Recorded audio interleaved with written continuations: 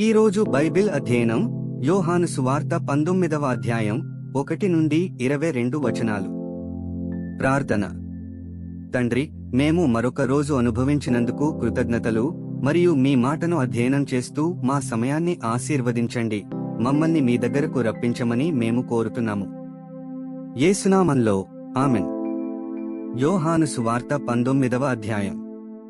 అప్పుడు పిలాతు యేసును పట్టుకుని ఆయనను కొరడాలతో కొట్టించెను. సైనికులు ముండ్లతో కిరీటము నొల్లి ఆయన తలమీద పెట్టి ఊదారంగు వస్త్రము ఆయనకు తొడిగించి ఆయన యొద్దకు వచ్చి, యూదుల రాజా, శుభమని చెప్పి ఆయనను అరచేతులతో కొట్టిరి. పిలాతు మరల వెలుపలికి వచ్చి, ఇదిగో, ఈయనయందు ఏ దోషమును నాకు కనబడలేదని మీకు తెలియనట్లు ఈయనను మీ యొద్దకు వెలుపలికి తీసుకుని వచ్చిచున్నానని వారితో అనెను.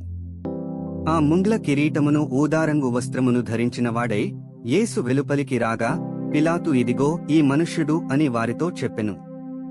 ప్రధాన యాజకులను బంట్రౌతులను ఆయనను చూచి, సిలువ వేయుము, సిలువ వేయుము అని కేకలు వేయగా, పిలాతు ఆయనయందు ఏ దోషమును నాకు కనబడలేదు గనుక మీరే ఆయనను తీసుకునిపోయి సిలువ వేయుడని వారితో చెప్పెను.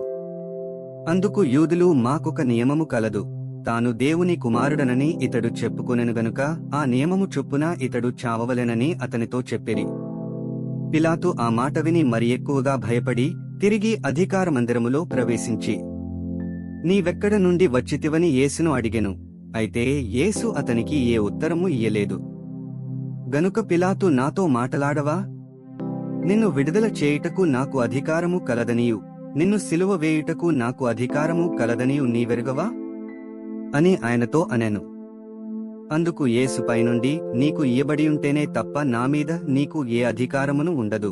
అందుచేత నన్ను నీకు అప్పగించిన వానికి ఎక్కువ పాపము కలదనెను.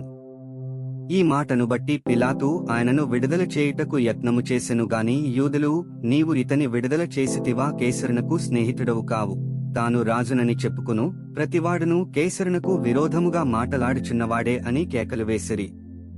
పిలాతు ఈ మాటలు విని యేసును బయటికి తీసుకుని వచ్చి రాళ్లు పరచిన స్థలమందు న్యాయపీఠము మీద కూర్చుండెను. హెబ్రీ భాషలో ఆ స్థలమునకు గబ్బతా అని పేరు. ఆ దినము పస్కాను సిద్ధపరచు దినము. అప్పుడు ఉదయం 6 గంటలు కావచ్చెను. అతడు, ఇదిగో మీ రాజు అని యూదులతో చెప్పగా, అందుకు వారు, ఇతనిని సంహరించుము, సంహరించుము, సిలువ వేయుము అని కేకలు వేసిరి. పిలాతు, మీ రాజును సిలువ వేయుదునా అని వారిని అడుగగా, ప్రధాన యాజకులు, కేసరు తప్ప మాకు వేరొక రాజు లేడనరి. అప్పుడు సిలువ వేయబడుటకై అతడాయనను వారికి అప్పగించెను. వారు యేసును తీసుకొనిపోయిరి. ఆయన తన సిలువ మోసికొని కపాల స్థలమను చోటికి వెళ్ళెను. హెబ్రీ భాషలో దానికి గొల్గొతా అని పేరు. అక్కడ ఈ వైపున ఒకనిని, ఆ వైపున ఒకనిని మధ్యను యేసును ఉంచి ఆయనతో కూడా ఇద్దరిని సిలువ వేసిరి. మరియు పిలాతు యూదుల రాజైన నజరేయుడగు యేసు అను పై విలాసము వ్రాయించి సిలువ మీద పెట్టించెను. యేసు సిలువ వేయబడిన స్థలము పట్టణమునకు సమీపమైయుండెను.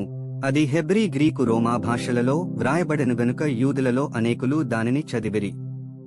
నేను యూదుల రాజునని వాడు చెప్పినట్టు వ్రాయముగాని యూదుల రాజు అని వ్రాయవద్దని యూదుల ప్రధాన యాజకులు పిలాతుతో చెప్పగా, పిలాతు, నేను వ్రాసినదేమో వ్రాసితిననెను.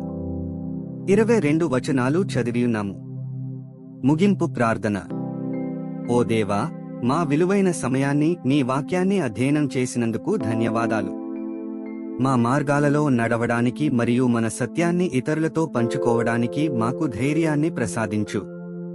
మీ పరిశుద్ధాత్మ మాకు మార్గనిర్దేశం చేస్తూ సర్వసత్యంలోకి మమ్ములను నడిపించునుగాక. ఆమెన్.